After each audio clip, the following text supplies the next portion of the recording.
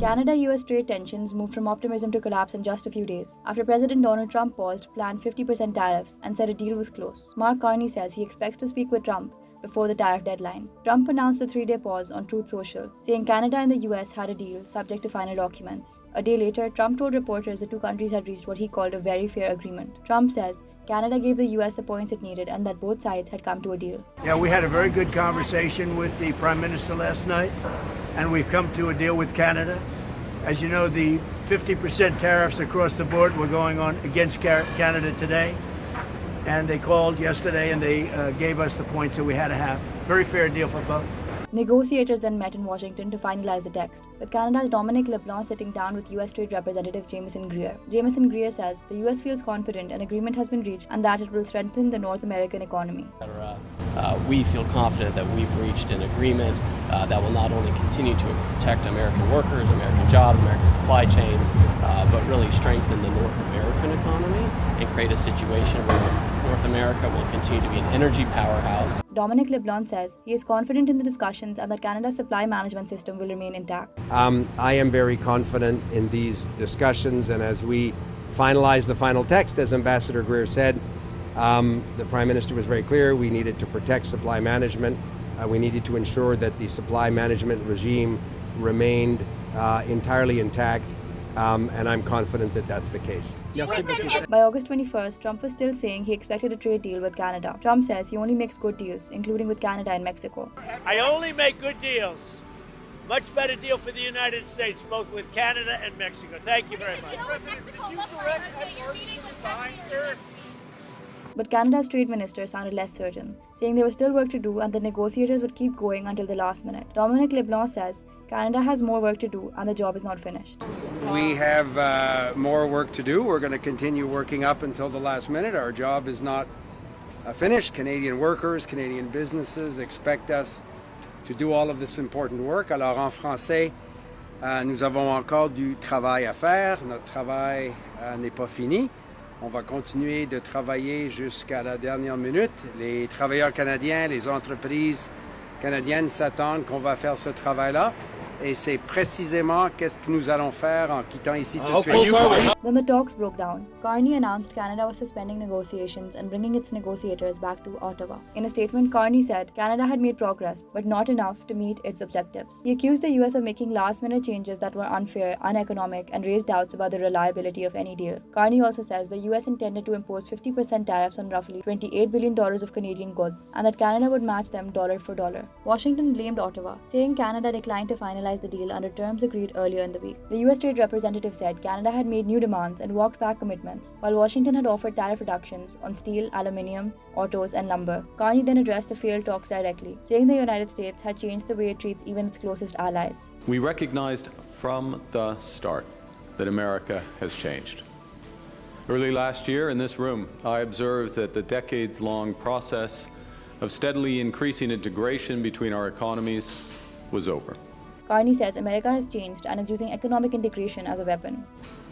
Our government understood before many that America would transform all of its commercial relationships, that it would put a series of tariffs on its closest allies and use economic integration as a weapon.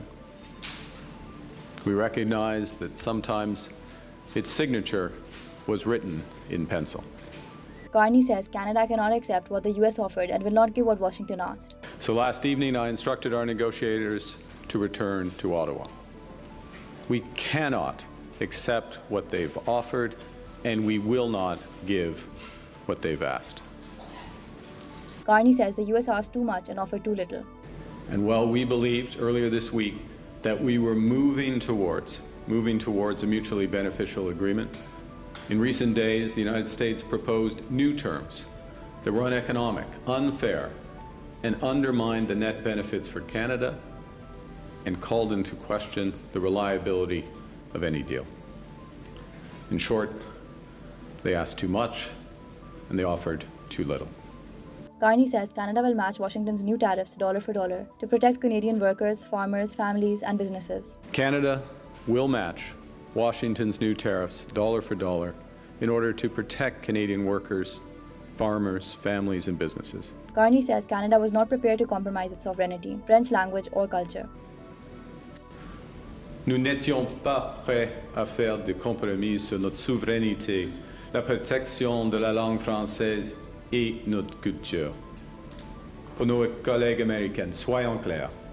Pour mon gouvernement et pour le Canada, ces questions n'ont jamais été sur la table, même si les États-Unis ont essayé jusqu'à la dernière minute. Provincial leaders backed Ottawa's harder line. Trade fight would hurt. Ontario Premier Doug Ford says Trump cannot be trusted and Canada needs to stay united. You know, let me tell you about President Trump. President Trump is the type of person that would steal your lunch money the first day. He'd steal the toque off your head the second day, and the third day he'd steal your running shoes. He is not to be trusted whatsoever. We need to stay united. British Columbia Premier David Eby also supported retaliation, saying Canada could not allow the US to dictate who it trades with. Eby says accepting US pressure would reduce Canada to the economic equivalent of the 51st state. The suggestion that Canada would not trade with other countries or reduce our trade with other countries because the Americans tell us to would reduce us to the economic equivalent of the 51st state. Eby says there will be economic pain, but Canada must stand up to a bully. There is no question that there will be economic pain associated with this. There already is. But it is necessary to stand up to a bully. And if you don't, they'll just keep coming back for more. Eby says Canada has many other trade partners. In terms of Canada having what the world needs, we got lots of other dance partners out there. Eby says the pain of retaliation is nothing compared to becoming a colony of the US.